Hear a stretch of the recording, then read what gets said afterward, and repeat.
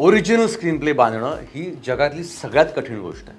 माझ्या वडिलांनी पण जे सिनेमे लिहिले, लाल रंग बघितला की पावर जाते आणि या सगळ्या गोष्टी आपण ऍक्सेप्ट करायचो, कारण त्या ड्रामामध्ये आपण असायचो. अरे भावला जिवंत होतो म्हणा, भावल्याला घेऊन तुझ्या वेळा झाले आम्ही कोठारे सोपे पेपर घेतच नाही सोडवायला. त्याला ऍक्टर पण व्हायचं होतं, मेन लीड पण करायचा होता, डायरेक्शन पण करायचं होतं.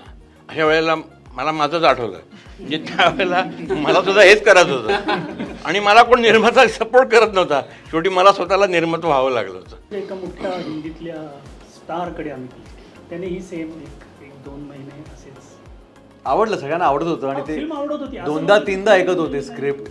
वडिलांवरती रिस्क न घेता, त्यांना ते रिस्क न उचलता मला हे स्वतःवरती जरा ते बनवायचं होतं. तर त्याला सपोर्ट करायची माझी खूप इच्छा होती, पण त्याची गरज पडली नाही. त्यांनी स्वतःहून सगळं उभं केलं. हे इतकं सुंदर लिहिलेलं कॅरेक्टर आहे की मला मी इन्स्टंटली त्याच्याकडे ओढले गेले. ते ग्रॅस खूप सुंदरपणे तिने केलं. सिन्सिअर असतात मुली. तशी ती फर्स्ट बेंचर आहे. ती लॉयर आहे, तिचं लॉयर. नमस्कार, लोकमत फिल्मीच्या पंचायतमध्ये तुमचं खूप खूप स्वागत. खरं तर इतकी मोठी मंडळी आली आहेत की त्यांना काय विचारायचं ही आमचीच पंचायत झाली आहे. कारण अच्छा, पंचायत म्हणजे शोचं नाव का पंचायत? पंचायतमध्ये पंचायत झाली आहे.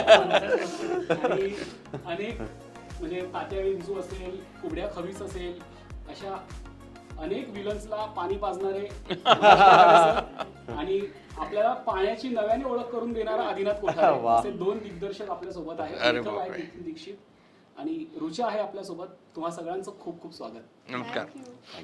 आदिनाथ, सध्या सगळीकडे चर्चा आहे पाण्याची आणि ते पाणी तूच आणलेस आता लोकांपर्यंत. काय आहे पाणी प्रकरण? 2015 मध्ये हा प्रवास माझा सुरू झाला. जेव्हा मी ठरवलं की आपण काहीतरी गोष्ट सांगूया, आपण डिरेक्ट करूया. कुठली गोष्ट सांगायची, तर मी रिसर्च करतो. मग पाण्याचा विषय मला वाटलं हा सगळ्यांनाच, आपल्या सगळ्यांसाठी जवळचा आहे खूप. तर त्या विषयावरती मी रिसर्च करायला लागलो. डॉक्युमेंटरीज, इंटरव्ह्यूज हे ते बघत होतो. त्यात मला सत्यमेव जयते जो शो आहे आमिर खानचा, त्यात वॉटरवरचा एपिसोड होता. त्यात मला एक इंटरव्ह्यू सापडला. तो माणूस म्हणजे हनुमंत केंद्रे. तर तो इंटरव्ह्यू मला इंटरेस्टिंग वाटला. मला वाटलं की ह्याच्यात काहीतरी गोष्ट असेल. तर मी सत्यजित भटकलला फोन केला. सत्यजित भटकल जे डिरेक्टर आहेत सत्यमेव जयते, त्यांनी मला नंबर दिला. तो नंबर इनव्हॅलिड होता. मी विचारलं, सर नंबर लागत नाही. नाही रे, माझ्याकडे तोच नंबर आहे आधी.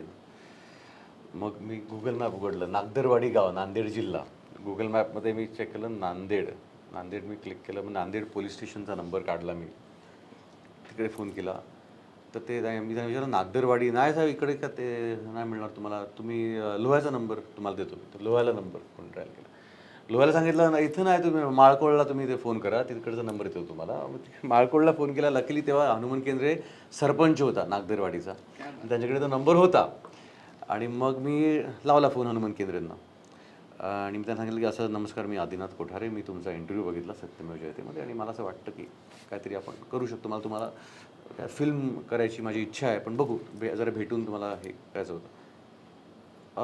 2 मिनटं तिकडे, 2 सेकंड 5 सेकंड पॉज गेला तिकडे. हॅलो हनुमंतजी, नाही तुम्ही या इथं, मग आपण बोलू. तर मी नेक्स्ट इमिजिएटली देवगिरी एक्सप्रेस घेतली, तिकडे पोचलो. नेक्स्ट डे लोह्याच्या चौकात तो तिकडे होता. मला भेटला आणि मला घट्ट मिठी मारली. तो बोला की तुम्ही भेटेपर्यंत माझा विश्वास बसत नव्हता, तुम्ही मला खरंच फोन केलाय. आणि मग तुम्हाला घेऊन गेला त्या गावात. त्यांनी सगळं दाखवलं त्यांनी मला आणि दिसलं ते सगळं की reality is stranger then fiction म्हणतात तसं, की जे अग्निदिव्य त्या माणसाने करून दाखवलं, जो पराक्रम करून दाखवला.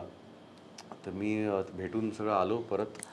आणि मी आधी काहीतरी असा प्रयत्न करत होतो, कारण ही माझी पहिलीच फिल्म होती. मी लिहायचा काहीतरी प्रयत्न करत होतो, गोष्ट लिहायचा आणि पण मला असं जाणवलं की आपली सगळंच आपल्याला एका वेळेला नाही जमणार आहे.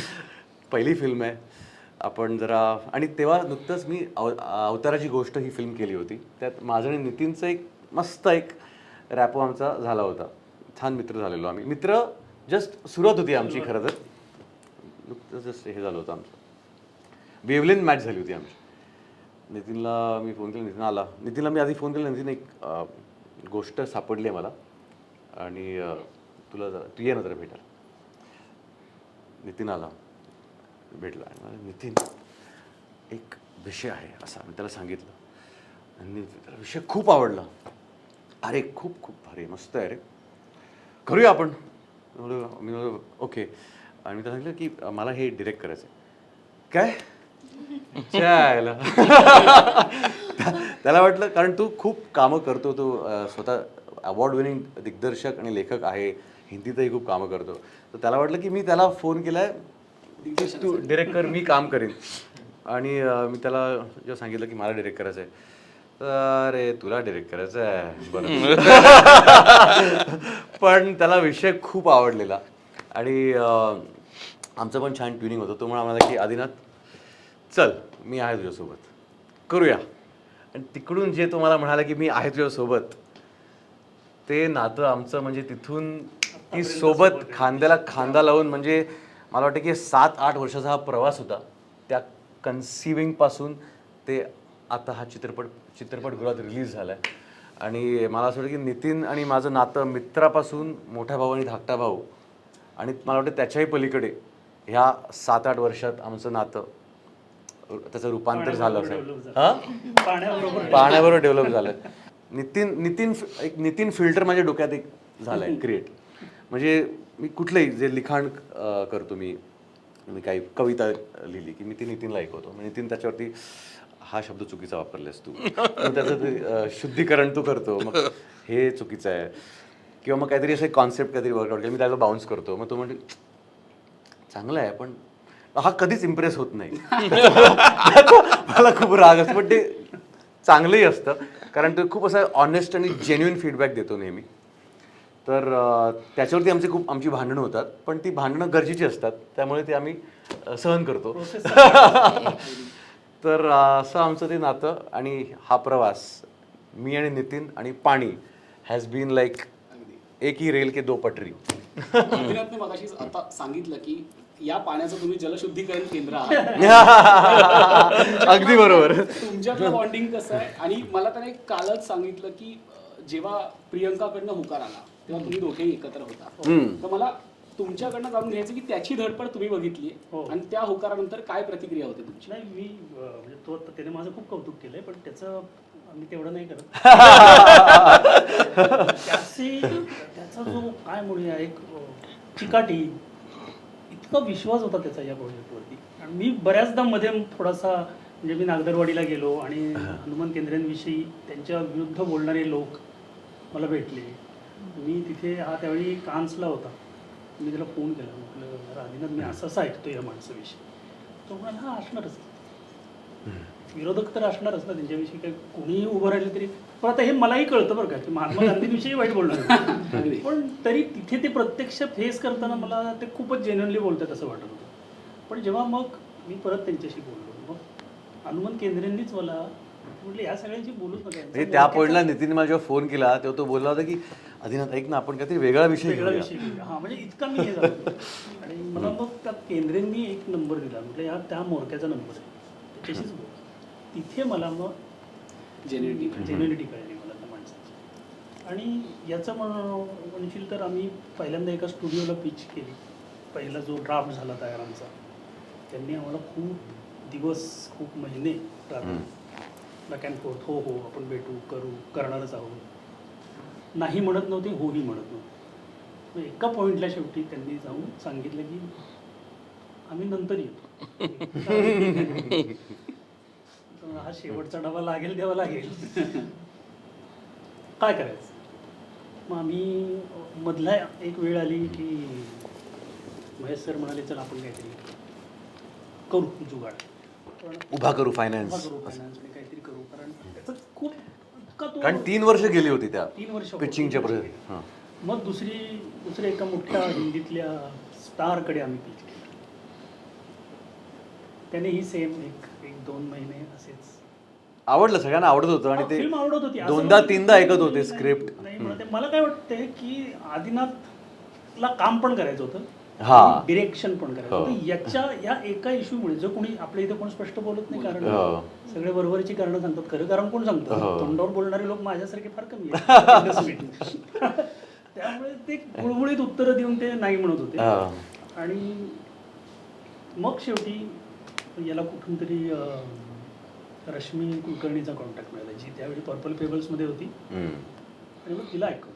आणि तोपर्यंत मी माझा चेहरा काढून टाकला होता प्रेझेंटेशन मधून. हो, आणि आपण मग नवीन आधी दुसरे ना ते option. स्वीकारलं होतं की मी काम नाही करत, आपण दुसऱ्या कोणाला तरी घेऊन करू. मी डिरेक्ट करतो. हा. असं झालं होतं त्याचं, तिथपर्यंत आला होता तो. आणि हे झालं. म्हणजे प्रेझेंटेशन बरं आम्ही पिचिंग केलं तिकडे. प्रियंका चोप्रानी स्क्रिप्ट ऐकली, रश्मी, प्रियंका चोप्रा, मधु चोप्रा, सिद्धार्थ, सगळ्यांनी स्क्रिप्ट ऐकली, सगळ्यांना आवडली. पण अजूनही काही रिवर्ट येत नव्हता, ग्रीन लाईट होत नव्हतं.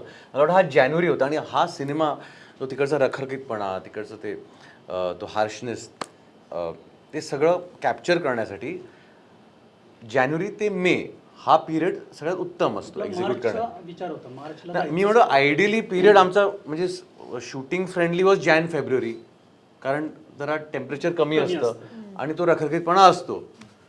आणि जॅन आला होता आता आणि अजूनही आम्हाला ग्रीन लाईट मिळालं नव्हतं आणि आम्हाला माहिती होतं की प्री प्रोडक्शनला अजून 1-2 महिने लागतील. जानेवारी गेला, फेब्रुवारी गेला, मार्च महिना जेव्हा येत होता तेव्हा डॅड म्हणाले की आपण काहीतरी करूया का, कारण ते सगळ्यांना दिसत होतं की हातून म्हणजे उशीर होतोय आणि आम्ही खूप 3 वर्ष हे लोक काम मेहनत घेत आहेत. तरी माझा अट्टास होता की नाही, हे मला जरा स्वतःच्या हिमतीवरती आणि वडिलांवरती रिस्क न घेता, त्यांना ते रिस्क न उचलता मला हे स्वतःवरती जरा ते बनवायचं होतं. आणि एक दिवस रश्मीचा मला फोन आला की आदिनाथ ये भेटायला.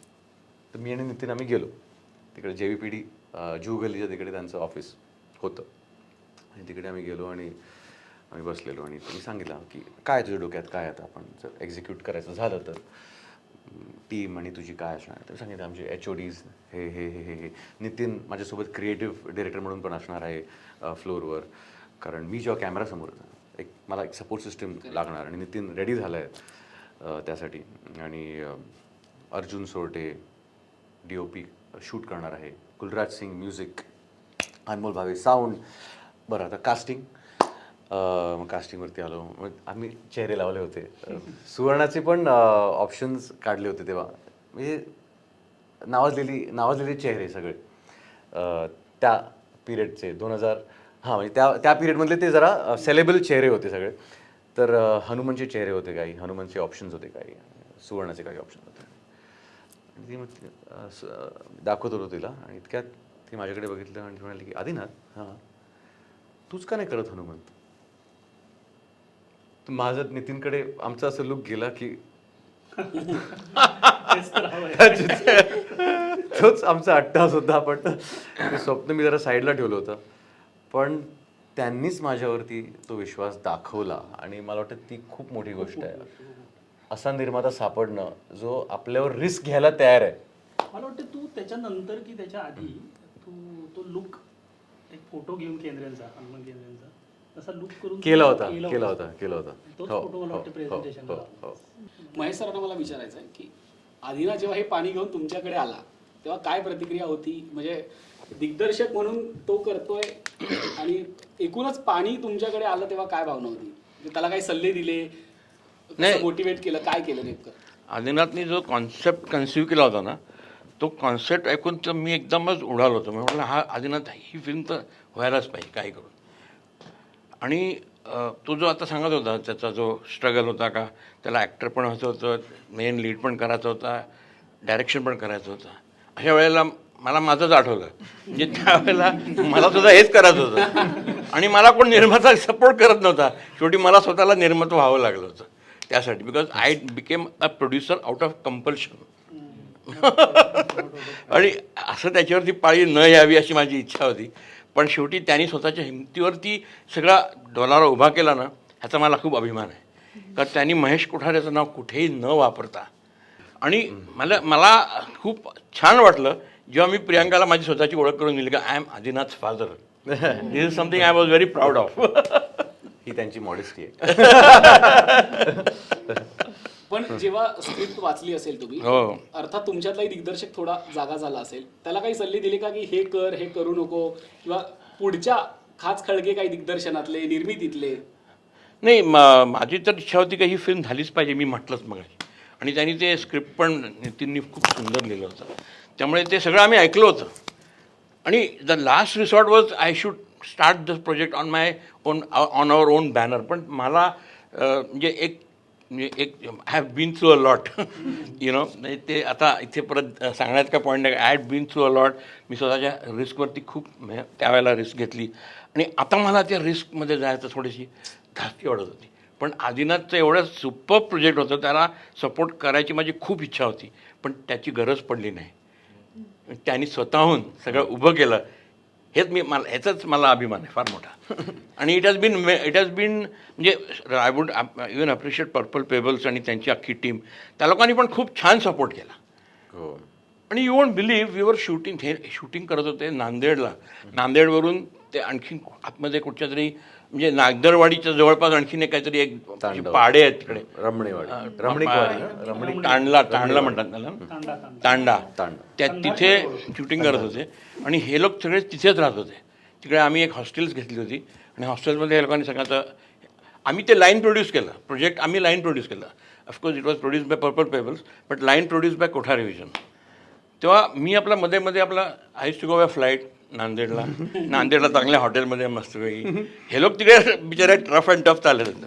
एक दिवस सकाळी ठकठक दारावरती नॉक आला आणि जिजा त्यावेळेला लहान होती आणखीनच, आता लहानच आहे पण तेव्हा आणखीन लहान होती. जिजाला कडेवर घेऊन एक कोणतरी माणूस दिसला मला. Who's this?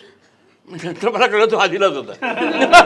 इतका त्याचा चेहरा काळा झाला होता, ती दाढी मिशी वाढलेली. I just couldn't believe this was Adinath.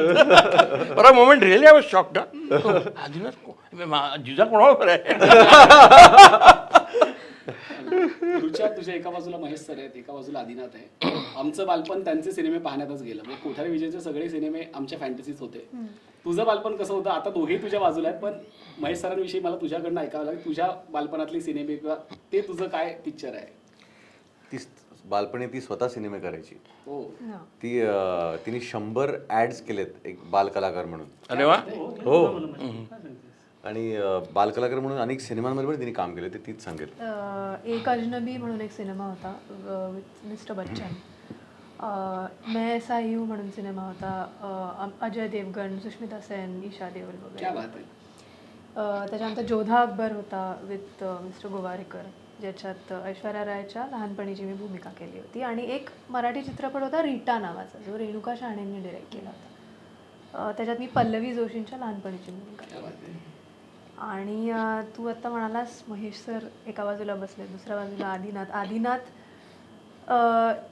ने डिरेक्ट केलेल्या चित्रपटात मला काम करायची संधी मिळाली आहे. आता महेश सरांनी दिग्दर्शित केलेल्या चित्रपटात मला काम करायची संधी मिळाली, दॅट इज अ ड्रीम. आणि महेश सरांबद्दल मला हे सांगावंसं वाटेल, ही इज अ वेटरन. ते इतके मोठे आहेत पण ते तितकेच एनकरेजिंग आहेत. एक आमचं स्क्रीनिंग झालं होतं मध्ये पाणीचंच. त्याच्यानंतर ते मला येऊन म्हणाले की you are going to be very big in the industry. आणि ती माझ्यासाठी खूप मोठी कॉम्प्लिमेंट आहे. तुझं काम उत्तम झालं आहे सिनेमात. त्यांच्या एवढ्या मोठ्या माणसाने मला ही कॉम्प्लिमेंट, माझा हा पहिला चित्रपट आहे, ती माझ्यासाठी खूप मोठी कॉम्प्लिमेंट होती आणि मला ती कायम लक्षात राहील. त्यामुळे thank you so much. You have to thank Adinath for that. त्याला मी जेवढं थँक करेन तेवढं कमी आहे मला असं वाटतं. कारण या चित्रपटाने मला खूप दिलंय आणि त्याने मला हे पात्र दिलंय, त्यामुळे त्याला आय एम व्हेरी ग्रेटफुल. आता मगाशी महेश सर म्हणाले की तो इतका काळा पडला होता की तो ओळखूच नाही आला. तसं तुला एक आपला फेसटोन व्हाईट असला की आपल्याला टेन्शन असतं गावी गेलं की काळा पडण्याचं, स्किन टोन खराब होण्याचं. मेकअप केला. हा, अभिनेत्री म्हणून तुला त्याचं टेन्शन आलं का की अरे आदिनाथ कुठे आणलंय मला? तो टोन तिचा खरा आहे ऍक्च्युली, जो पाणीमध्ये आहे. आता तिने मेकअप केलं. मेकअप केलं की ट्रीटमेंट? पण आलं टेन्शन अभिनेत्री म्हणून की अरे कुठे रणरणत्या उन्हात आलं? नाही आलं मला टेन्शन, कारण मला आधीपासूनच काय रोल होता ते माहिती होतं. आणि मला ॲक्च्युली तेच इंटरेस्ट वाटलं की आपण ते माझ्यासाठी चॅलेंज होतं की आपण हे वाटू शकू का. आणि मला ज्या प्रक्रिया येतात, चित्रपट ज्यांनी बघितला आहे त्यांनी ते हेच सांगतात की तू ओळखू येत नाही आहेस. तर ते माझ्यासाठी तो एक शिक्का आहे की हां, मी माझं काम व्यवस्थित केलं आहे. मग टेन्शन नव्हतं आलं, अजिबात टेन्शन नव्हतं आलं की काय होईल वगैरे. कारण जेव्हा तुम्ही एक ॲक्ट्रेस म्हणून किंवा ऍक्टर म्हणून जेव्हा तुम्ही एखादं पात्र साकारता तेव्हा तीच मजा असते ना, तुम्ही ट्रान्सफॉर्म होऊ शकता त्या ह्याच्यात. अगदी. या पंचायतीत सगळे गावकरी पण बसले होते. आता त्यांच्याकडे चेंडू देऊया आणि बॅटिंग सुरू करूया. मी सिनेमा पाहिला आणि लिटरली मी सांगते, जेव्हा आपण पाणी, प्रेक्षकांना खास करून सांगावं असं वाटेल, कारण पाणी चित्रपटाचं नाव ऐकलं की आपल्या डोक्यात खूप वेगवेगळ्या कॉन्सेप्ट आहेत. कसा सिनेमा असेल, मग सामाजिक धट्टीवरचा असेल, असा असेल, तसा असेल.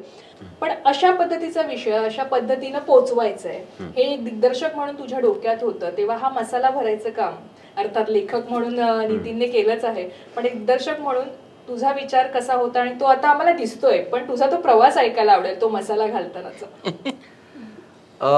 खरं तर म्हणजे सुरुवातीला जेव्हा मी आणि नितीनने आम्ही प्रोसेस सुरू केली ही स्क्रिप्ट बनवायची, तेव्हा नितीन मला नेहमी प्रश्न विचारायचे की तुला कशी फिल्म हवी आहे, तुला आपल्याला कशी फिल्म लिहून हवी आहे, तुझ्या डोक्यात काय आहे. तर मी त्याला नेहमी सांगायचो की त्या गोष्टीला सांगू दे आपल्याला ती फिल्म कशी घडावी, रादर दॅन आपण ठरवून त्या गोष्टीला आपण वेगळी वळणं देण्यापेक्षा त्या गोष्टीने आपल्याला सांगू दे की ती कशी वळवून कशी ती घडवायची. आणि मला असं वाटतं की जे ह्युमर तुला जे दिसतंय फिल्ममधलं ते खूप सटायर आहे त्यात. आणि सटायर म्हणजे आता हा विषय अर्थात खूप मेलोड्रॅमॅटिक होऊ शकला असता तिकडचा, खूपच एज बरोबर. हां. आणि तर ह्या कसं असतं की कुठली जेवढं गांभीर्य वाढतं ना तेवढं ह्युमर पण वाढतो. आणि त्यातून जो ह्युमर निर्माण होतो कुठल्या तरी सिरियस सिच्युएशनमधनं किंवा कुठल्या ट्रॅजेडीमधनं,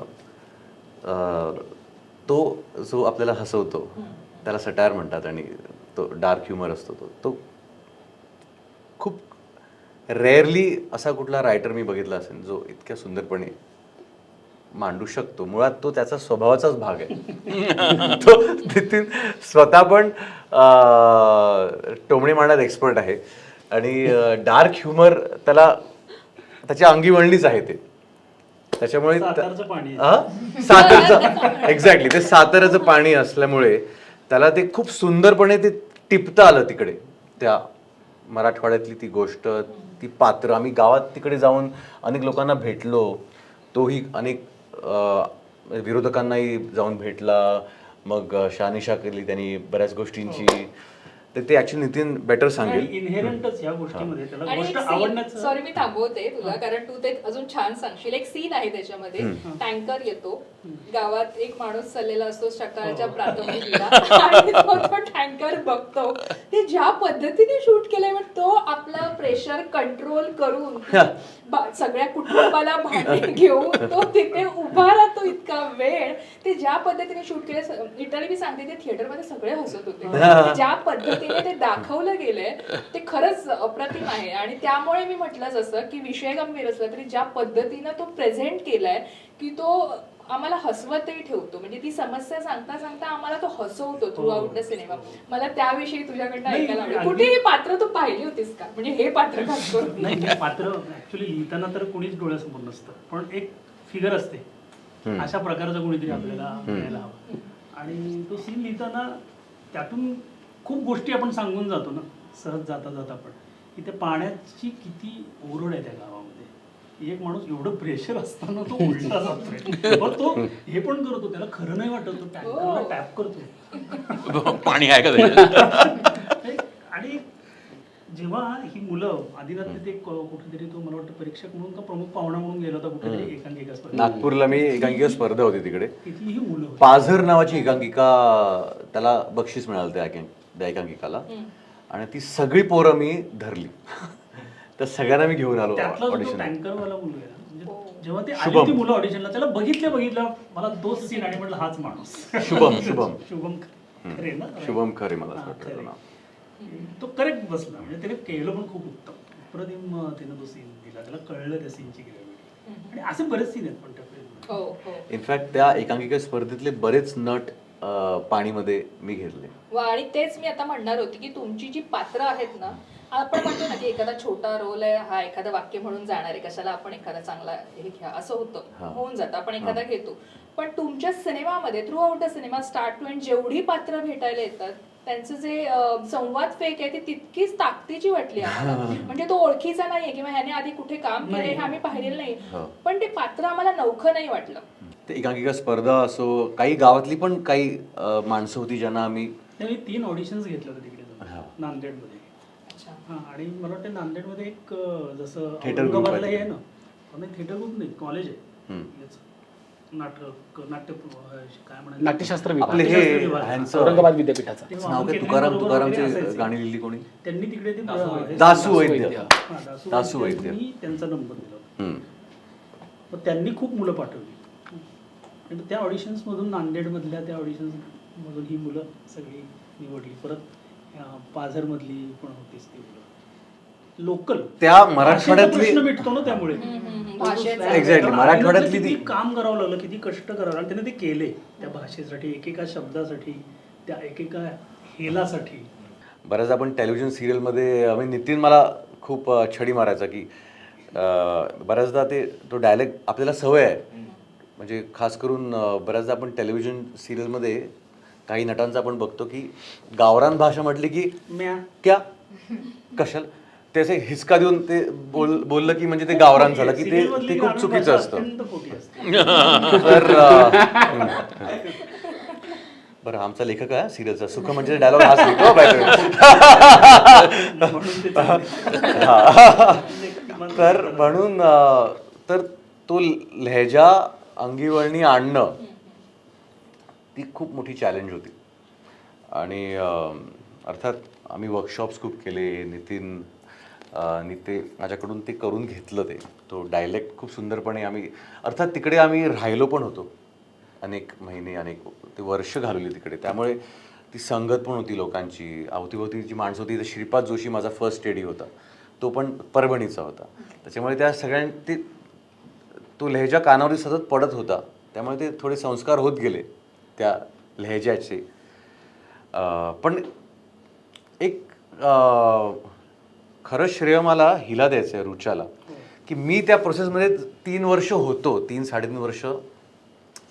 ही ह्या प्रोजेक्टवर शूटिंगच्या 2 महिने आधी आली आणि तिच्याकडे फक्त 2 महिने होते तो लहेजा हे सगळं अंगीवळणी आणण्यासाठी. आम्ही वर्कशॉप्स तर केलेच तिच्याबरोबर, पण ते ग्रॅस खूप सुंदरपणे तिने केलं. सिन्सिअर असतात मुली. तशी ती फर्स्ट बेंचर आहे. अभ्यास ती लॉयर आहे, शी इज अ लॉयर. मला तुलाच रुचा विचारायला आवडेल, कारण सिनेमात आता पहिला लीड आपण करतो तर आपल्याला थोडं ग्लॅमरस रोल हवा, असं बऱ्याच अभिनेत्रींचं असतं. अर्थात आता नॉन ग्लॅमरस रोलही बऱ्याच जणी पसंत करतात, पण ती रिस्क असते त्यांच्यासाठी की मी या पद्धतीनं लोकांसमोर जाणार आहे. आणि थ्रू आउट अ सिनेमा तू ज्या नॉन ग्लॅमरस ह्याच्यामध्ये अवतरत आम्हाला दिसतेस, पण ज्या पद्धतीनं तू स्वतःला त्याच्यामध्ये बसवण्यासाठी फिट आणि त्या पद्धतीनं व्यक्त करण्यासाठी एक अभिनेत्री म्हणून अर्थात मेहनत असणारच, पण तुझा तो प्रवास कसा होता? मला जेव्हा ह्याची कथा वाचली आणि ह्याचा संवाद वाचला तेव्हा मी त्याच्या प्रेमात पडले त्या कॅरेक्टरच्या. आणि मला असं झालं की मला हे करायचं आहे. त्यामुळे मी माझ्या मनात ठरवलं होतं. त्याच्यानंतर ऑडिशन्स वगैरे सगळे झाले आणि मला संधी मिळाली हे करण्याची. तू आता म्हणालीस की ते ग्लॅमरस रोल नाही आहे, तो नॉन ग्लॅमरस आहे. पण मला असं वाटतं ग्लॅमर हे सिलेब्रिटीजचं असतं. ॲक्टर्सना ग्लॅमर हे एवढं इम्पॉर्टंट नसतं. त्यांना जे कॅरेक्टर असतं, कॅरेक्टर किती तगडं आहे ते जास्त अट्रॅक्ट करतं, आकर्षित करतं असं मला वाटतं. तर हे इतकं सुंदर लिहिलेलं कॅरेक्टर आहे की मी इन्स्टंटली त्याच्याकडे ओढले गेले.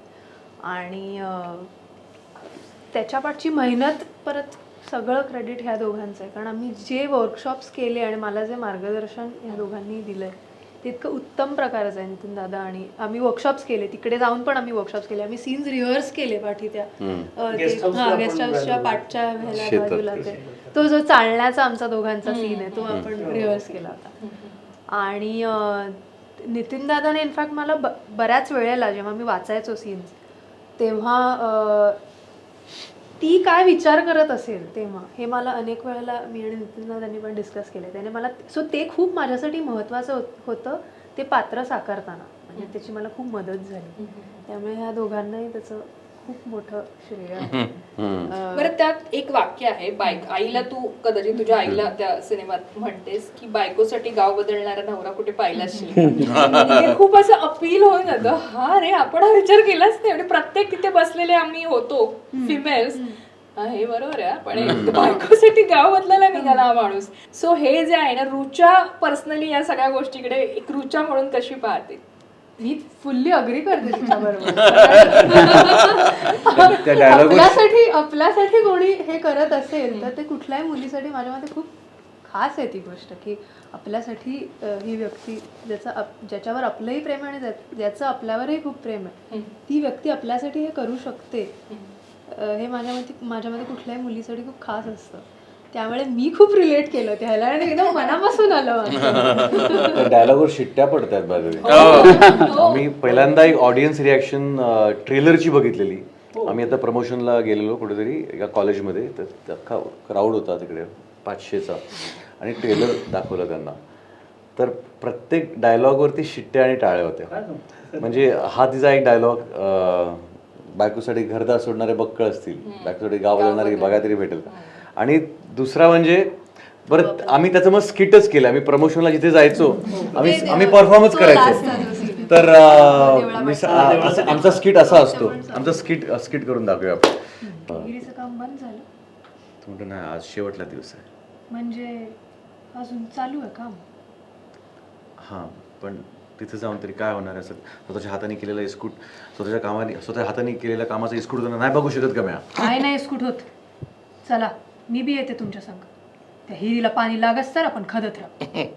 येडी झालीस की तू. तुमच्या नादाला लागणार कोणी शान असेल का? इथे टाळ्याने शिकतो.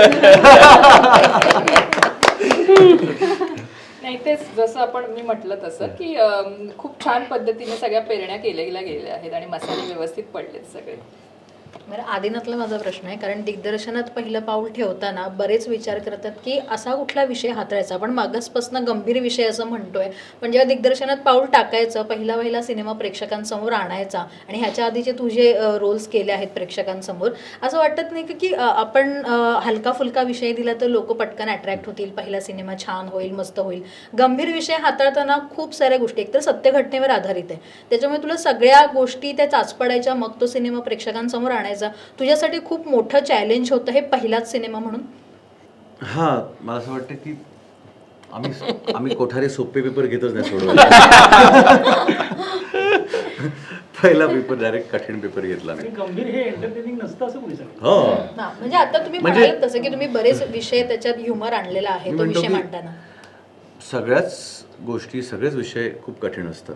मुळात स्क्रीन प्ले, एका सिनेमाचा स्क्रीन प्ले बांधणं, ओरिजिनल स्क्रीन प्ले बांधणं ही जगातली सगळ्यात कठीण गोष्ट आहे. आणि त्याला खूप वेळ लागतो आणि तेवढा वेळ घ्यावा प्रत्येकाने. म्हणजे माझ्या वडिलांनी पण जे सिनेमे लिहिले ते स्क्रीन प्लेज खूप प्रचंड कठीण, फॅन्टसी लोकांना पचवणं मुळात. म्हणजे तो ड्रामा इतका टाईट असायचा त्यांच्या गोष्टींमधला की ती फॅन्टसी आपण ॲक्सेप्ट करायचो आणि त्यात आपण घुसायचो, त्या जगात आपण घुसायचो. म्हणजे ते विसरून जायचो की लाल रंग बघितला की पॉवर जाते आणि सगळ्या गोष्टी आपण ॲक्सेप्ट करायचो, कारण त्या ड्रामामध्ये आपण असायचो. भावला जिवंत होतो भावल्याला घेऊन तुझ्या वेळा झाली आम्हाला.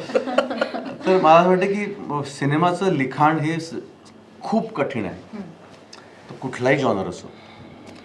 तर त्यामुळे तू जे म्हणालीस की विषय कठीण नसतो, स्क्रिप्ट कठीण असते, आणि खास करून जर ती ओरिजिनल असेल तर जी स्वतःच्या डोक्यात. म्हणजे बऱ्याचदा पुस्तकावरती जेव्हा बेस्ड स्क्रिप्ट असते, सिनेमा असतो, तेव्हा थोडासा आधार असतो, कारण त्या लेखकाची थोडी पुण्य असते, त्या लेखकाने काही पात्र तयार करून ठेवलेले असतात. इथे आपल्याला सगळंच स्वतःहून शिजवायचं असतं, बनवायचं असतं.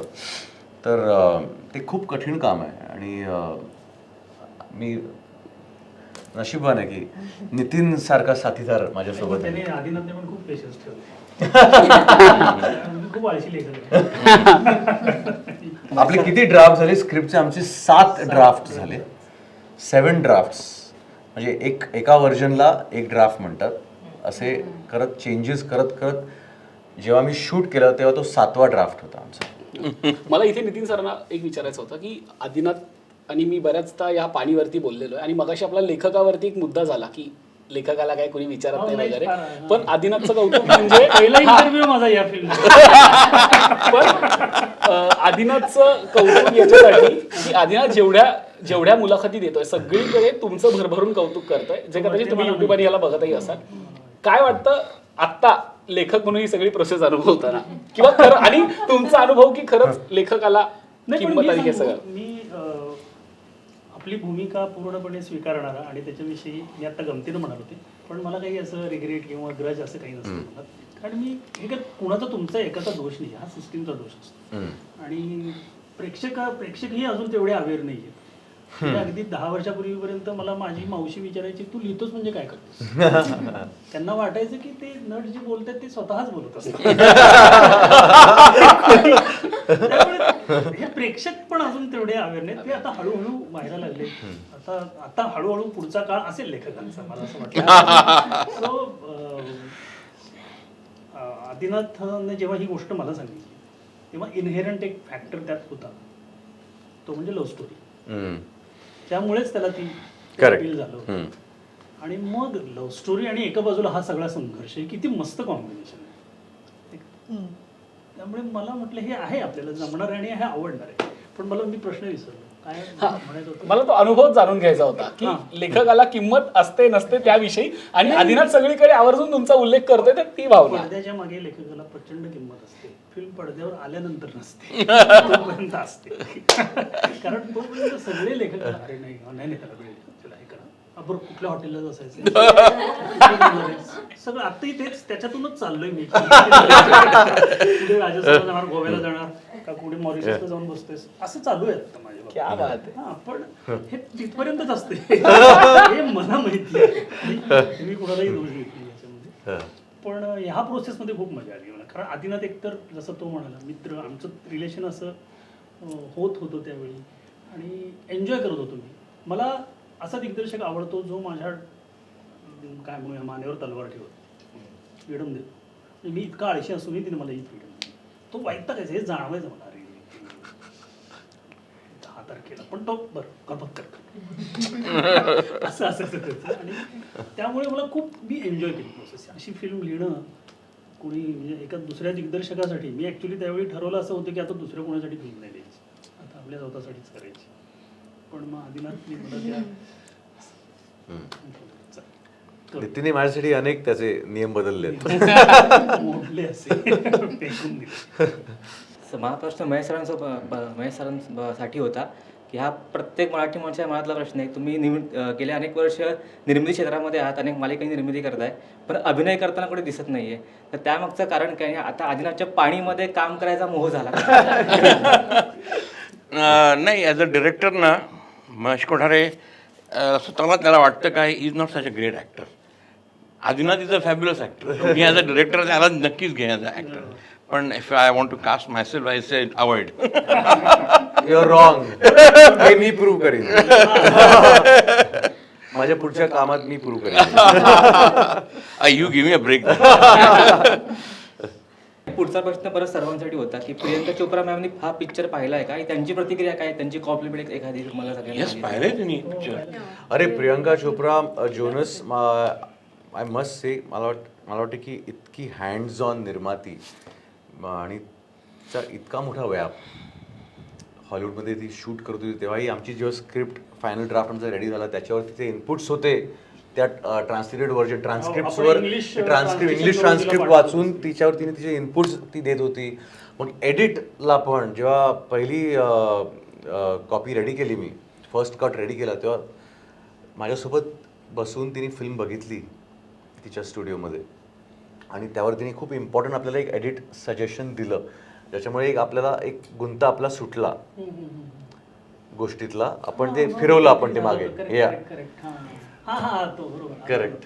आठवलं. तर तिथे इन्व्हॉल्वमेंट, मग रिलीजच्या वेळेस प्रमोशनमध्ये पण प्रमोशनचं प्लॅनिंग, ट्रेलरवरचे इनपुट्स, मला खरंच आम्ही थक्क आहोत बघून की कसं काय तिला एवढं सगळं जमतं. आणि मला असं वाटतं की त्या ज्या लेवलला आहेत आज त्यासाठी इतकं हार्डवर्क लागतंच आणि ते she has earned that position wherever she is today. तो माझा प्रश्न आदिनाथला आहे. Yeah. आदिनाथ, मी ऐकलं की तू या सिनेमासाठी गाणं सुद्धा लिहिलंयस. गाणी लिहिल्यात ते. सो यापुढे म्हणजे कविता वगैरे पण लिहिणार आहेस? काय आहे planning? मी लिहित असतो कविता म्हणजे आणखी काही प्रयत्न लिहिलेलं करत आहेत असतो. का? मला एखादी ऐकायला आवडेल. अरे बापरे, नाही असं नाही. मला ते खूप चांगली अशी प्रेरणा लागते मला. किंवा ऍक्च्युली मी सांगू नाईलाज होता लिहिणं खरं तर मला. एकतर मला ओसीडी, मला थोडा ओसीडी आहे एस्पेशली क्रिएटिव्हिटीच्या बाबतीत. मला तर हे कप असंच हवं असेल तर मला ते असंच हवं आहे, त्यासाठी मी काय करीन मग. आणि ते खूप इरिटेटिंग आहे काही लोकांसाठी. आणि लिरिक्सची वेळ आली, आम्ही गाण्याची मेलोडी गुलराजनी क्रॅक केली होती. गावाची प्रगती झाली तरच यांची प्रगती होणार. तर मला ह्या इमोशनला कॅप्चर करणारं, इमोट करणारं गाणं हवं होतं. आणि ते खूप स्पेसिफिक होतं आणि हे खूप वेगळं आहे असं. तर दोन खूप मोठे लेखक आणि ते खूप चांगले आमचे मित्र आहेत, त्यांनी खूप सुंदर गाणी लिहून दिली. खरं तर उत्कृष्ट गाणी होती ती, पण ते जे हवं होतं ते आम्हाला सापडत नव्हतं. तर मी असंच एक दिवस बसलेलो एका रेस्टॉरंटमध्ये आणि मी असं ट्राय केलं की मला काय म्हणायचं आहे. तर मी लिहायचा प्रयत्न केला की अशी 4 ओळ्या लिहिल्या मी आणि नितीनला पाठवल्या, माझा फिल्टर. नितीनची रिॲक्शन अशी होती की हा शब्द नको, हा जरा हे, पण ठीक आहे, हा म्हणजे ओके. तर मी म्हटलं की ओके म्हणजे जमतंय. तर मग असं करत करत करत ते गाणं तुझ्या साथीनं झालं. ते माझ्या आयुष्यातलं पहिलं गाणं मी लिहिलेलं. हा, सडनली माझ्याकडे आला आणि म्हणतो का डॅडू I want to record one more song. डोकं फिरले माझा म्युझिक डिरेक्टर गुलराज सिंग, तो पण माझ्यासारखाच ओसीडी, म्हणजे थोडा त्याला परफेक्शनिस्ट आहे खूप तो. आणि आणि आम्ही आता म्हणजे आज 1 तारीख आहे, 10 तारखेला आम्ही कॉपी काढणार आहोत. आणि मला गुलराज म्हणतो की आधी मला असं वाटतं आपल्याला 4थं गाणं हवं आहे. आणि तर तुम्हाला की 4थं गाणं काय, म्हणजे तुझ्या डोक्यात काय? हा म्हणजे कसं आपलं अल्बम 3 गाणी आहेत, 4थं गाणं आणि काहीतरी. मग आम्ही विचार केला की मग कुठलं गाणं, काय गाणं असावं ते. मग ती जी इमोशन आहे, आत्ता मी जो स्किट करून दाखवला, की ती जेव्हा म्हणते की चला काय नव्हत, ते हिरीला पाणी लगस तर पण खदत राहू, आणि तिथून त्याला जी प्रेरणा मिळते, ती इमोशन धरून आपण गाणं बनवूया जो सिनेमाचा अँथम होऊ शकतो. त्यामुळे ट्राय केलं आणि मग हा थॉट घेऊन मी घरी आलो. आणि मग कदाचित त्या डिलिव्हरीच्या गडबडीत ते राहून गेलं होतं.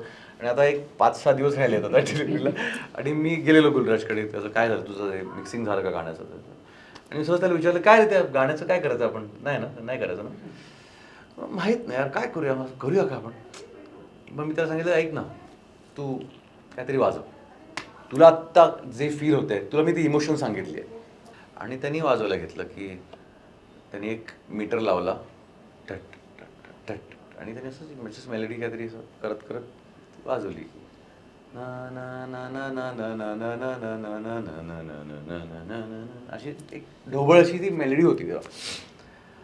आणि मग तिथेच, आता वेळ नाही आहे आपल्या हातात, दोन्ही गाणी मी नाईलाजाने लिहिली आहेत. आणि तिकडे वेळ नव्हता, तर 4 दिवसात डिलिव्हरी करायची आहे. तर मी परत काहीतरी असं लिहायचा प्रयत्न केला होता. परत हा थॉट असताना मी काहीतरी आधी लिहिलं होतं, जे मी नितीनलाही ऐकवलेलं आणि ते सगळ्यांना आवडलेलं. तर मग तिथून ती प्रोसेस सुरू झाली आणि ते गाणं. पण अशी ही खूप इंटरेस्टिंग प्रोसेस होती माझ्यासाठी. सो नेक्स्ट प्रश्न पण आदिनाथलाच आहे. हा. सो आता वडिलांनी एवढे मोठे सिनेमे दिलेत आम्हाला, आम्ही पाहिलेत ते लहानपणापासून बघत आलोय. तुला एखादा असा सिनेमा आहे का जो रिमेक करायला आवडेल, आणि त्यांचं कोणते कॅरेक्टर तुझं फेवरेट आहे? माझ्या वडिलांचा सिनेमा Yes, रिमेक yes. करायला आवडेल? येस. सगळेच सिनेमे रिमेक करण्यासारखेच आहेत, पण एक आम्ही काहीतरी करतो आहोत. या आत्ता त्याचं वर्किंग चाललंय. रिमेक वर्जन असणार आहे का? रिमेक असं नाही आता मी आता सांगू नाही शकत आता मला रिव्हील नाही करायचं आहे, पण इट इज महेश कोठारेंच्या दुनियेवरती त्यांनी क्रिएट केलेल्या युनिव्हर्सवर आम्ही काहीतरी करतो आहोत. क्या बात. पण आता पाणीच्या निमित्ताने तू सगळंच केलंय, दिग्दर्शनही केलंय, अभिनयही केलाय, गीतकारही झालाय. त्याला हिरोईनचा रोल फक्त नाही करता. हिरोईनचा रोल फक्त नाही करता. म्हणजे आता काय भागी ठेवलंय आणि काय करायचंय? पाणीचं एडिटिंग पण तूच केलंस.